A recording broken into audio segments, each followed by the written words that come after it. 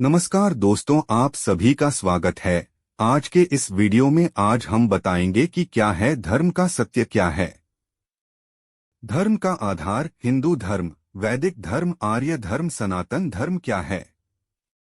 इन धर्मों में अंतर क्या, यह सब एक ही धर्म है, यह में कोई अंतर है। आज के इस वीडियो में हम आपको सनातन धर्म की सत्यता का बोध करवाएं। चलिए शुरू करते हैं आज का एक वीडियो। और अगर आपने अभी तक हमारे चैनल को सब्सक्राइब नहीं किया है तो चैनल को सब्सक्राइब कीजिए, और आपको वीडियो पसंद आए तो इस वीडियो को लाइक और शेयर जरूर करें, और अपनी सनातनी भाइयों को भी इसके बारे में बताएं। वेदों में लिखा है ईश्वर अजन्मा है। ईश्वर तो एक ही है, लेकिन उनके रूप अनेक है।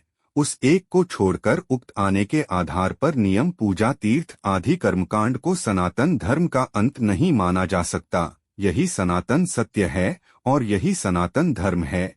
यह एकमात्र ऐसा धर्म है जो आदि अनंत काल से चला आ रहा है, और यह हमें परब्रह्म और मोक्ष का मार्ग बताता है। यह हमें किस चीज का लालच नहीं देता, बल्कि यह हमें लालची चीजों से मुक्त होने का मार्ग बताता है। सनातन धर्म के इतिहास को यदि वेदों के अनुसार जाना जाए तो ऋग्वेद में सनातन धर्म की कुछ इस तरह से व्याख्या की गई है। सत्यम शिवम सुंदरम का पूरा अर्थ है यह पता सनातन है। समस्त देवता मनुष्य इसी मार्ग से पैदा हुए हैं तथा प्रगति की है।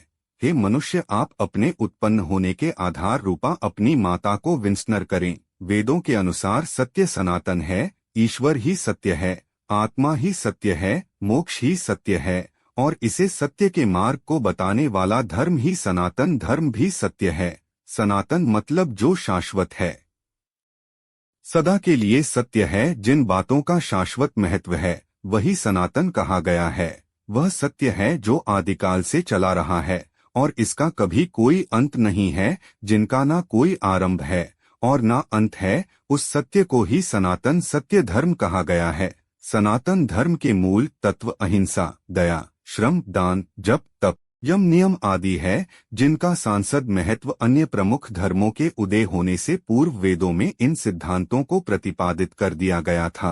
वैदिक या हिंदू धर्म को इसलिए सनातन धर्म कहा जाता है क्योंकि यह एकमात्र धर्म है जो ईश्वर, आत्मा और मोक्ष को तत्व और ध्यान से जानने का मार्ग बताता है। मोक्ष की परिभाषा किसी धर्म की देन है, एक निश्चित ध्यान, मोहन और तप सहित यम नियम के अभ्यास और जागरण का मोक्ष मार्ग है। अन्य कोई मोक्ष का मार्ग नहीं है। मोक्ष सही हाथ में ज्ञान और ईश्वर का ज्ञान होता है। ऋग्वेद के अनुसार यही सनातन धर्म का सत्य है। सनातन धर्म के इतिहास में आज उपनिषद है। इनमें से एक वृद्धारण्यम उपनिषद की हम बात करते हैं। इसमें लिखा है अस्तोमा सद्गमय तमसोमा ज्योतिर्गमय मृत्योर्मा अमृतम गमय, अर्थात ईश्वर मुझे असत्य से सत्य की ओर ले चलो, अंधकार से प्रकाश की ओर ले चलो, मृत्यु से अमृत की ओर ले चलो। जो लोग उस परम तत्व परम ब्रह्मा परमेश्वर को नहीं मानते हैं, असत्य में गिरते हैं और सत्य से मृत्यु काल अनंत अंधकार में पड़ते हैं, उनके जीवन की गाथा भ्रम और भटकाव की गाथा सिद्ध होती है। वो कभी अमरत्व को प्राप्त नहीं करते हैं।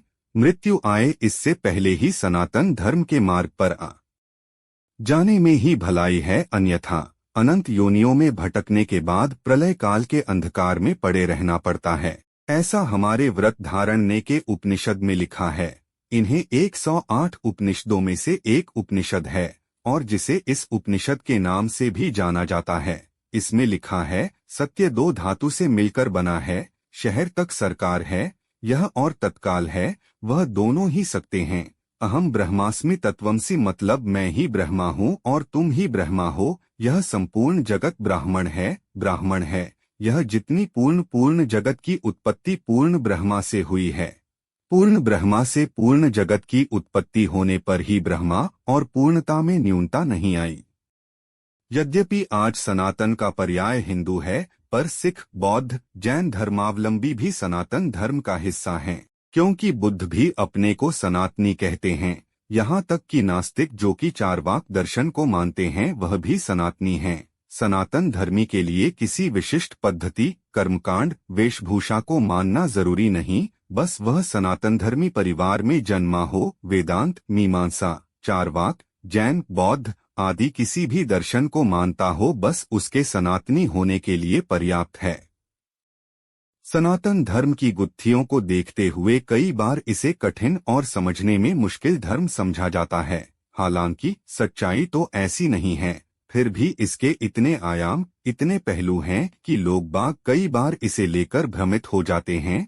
सबसे बड़ा कारण इसका यह कि सनातन धर्म किसी एक दार्शनिक, मनीषा या ऋषि के विचारों की उपज नहीं है, न ही यह किसी खास समय पैदा हुआ। यह तो अनादिकाल से प्रवाहमान और विकासमान रहा। साथ ही यह केवल एक दृष्टा, सिद्धांत या तर्क को भी वरीयता नहीं देता।